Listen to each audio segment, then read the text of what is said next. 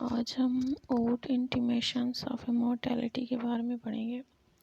ये poem William Wordsworth की लिखी हुई है और इसमें सिर्फ हम टाइटल इन्फॉर्मेशन को डिस्कस करेंगे कि इसका नाम ओड इंटीमेशंस ऑफ इमॉर्टैलिटी क्यों रखा गया है and what is going on into this title.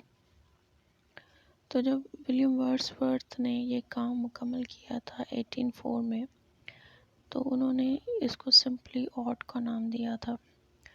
और ode as you know is a song of a praise. Ode उस नज़म को कहते हैं जिसमें किसी चीज़ की तारीफ़ बयान की जाए। अगर आप किसी फ्लावर पे लिख रहे हैं, उसकी तारीफ़ कर रहे हैं, तो वो भी ऑड हो जाएगी। अगर क्लाउड्स के बारे में लिख रहे हैं या किसी भी चीज़ के बारे में उसकी तारीफ़ लिख रहे हैं, तो उसे ऑड कहा जाता है। So odd is actually a song of a praise. तो वर्ड्सवर्थ ने 1804 में जब इसको कंप्लीट किया था, तो उसने इसका नाम ऑड रखा था। फिर इसके बाद पोएम जो है जब पब्लिश हुई 1807 में, तो 1807 में जब ये पब्लिश हुई, तो 1815 में ये पोएम फिर से पब्लिश हुई थी।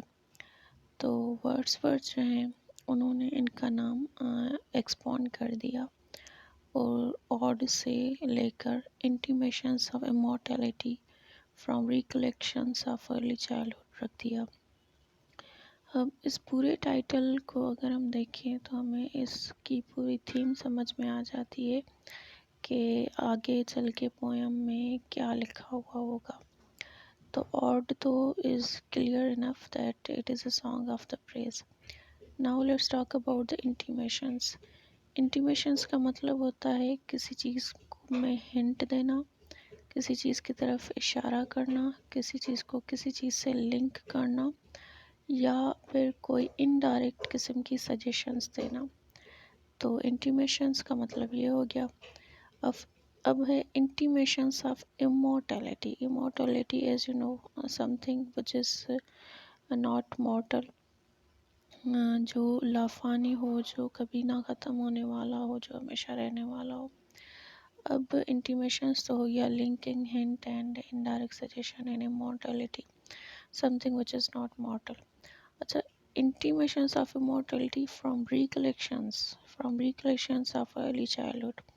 अब जो इब्तदाई बचपन है उससे कुछ ना कुछ रिकलेक्ट करना, कुछ वहाँ से यादें ताज़ा करना और उसकी तारीफ़ करना, और उस दौर में या उस बचपन में जो भी गुज़रा उसको इमॉर्टल कंसीडर करना और उसकी तरफ इशारा करना।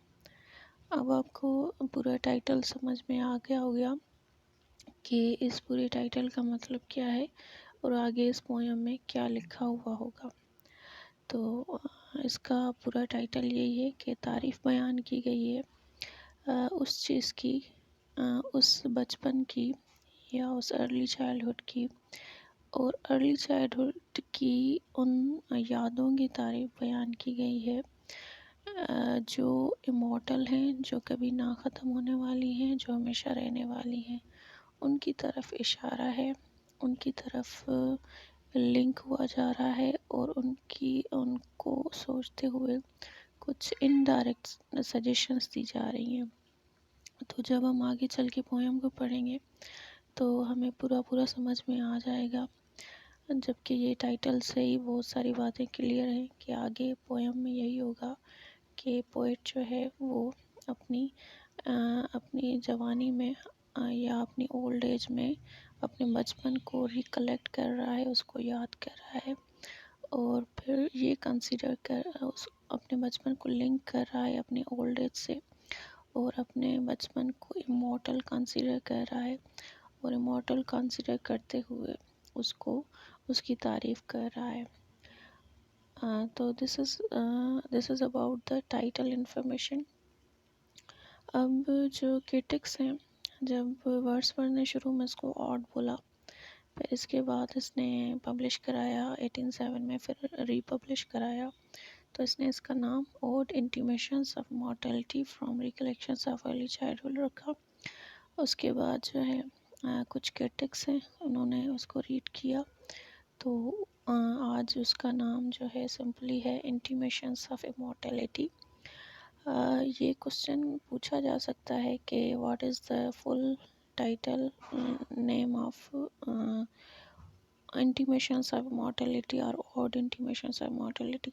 So we can respond in a very simple way that odd intimations of mortality from recollections of early childhood.